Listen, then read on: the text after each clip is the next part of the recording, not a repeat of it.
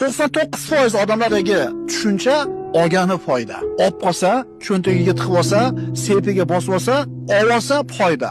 Bu olishligi halolmi, harommi farqi yo'q. Rozi bo'ladimi, yo'qmi farqi yo'q. Muhimi nima qilish kerak? Olish kerak. Amin. Olaylik, oldirmaylik. Yigitlar, mana shu tushunchalarni tuzataylik.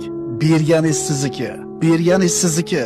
Chunki Alloh yo'lida qilgan infoqinglar yerga tushgan bir dona bug'doyga o'xshaydi deydi Alloh taolo. Alloh taolo zarbul masal keltiryapti. Alloh yo'lida berganlarning ishi qanday bo'lishini. Yerga bir dona bug'doy tushadi deydi Alloh. Undan 7 ta boshoq chiqadi deydi Alloh. Har bitta boshoqda 100 tadan bor deydi.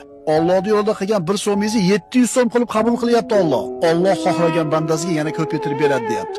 Shunda ham olaylik, oldirmaylik bo'ladimi? O'sha Alloh uchun, faqat Alloh uchun berish kerak. Berib Alloh uchun bergan bo'lsangiz, albatta qaytib keladi. Riyo uchun, xo'ja uchun, hursun uchun bergan bo'lsangiz qaytib kelmaydi. Endi Alloh uchun ondi beruvdingiz. Alloh 1000 qaytardimi? To'xta, endi 100 beraman deysiz.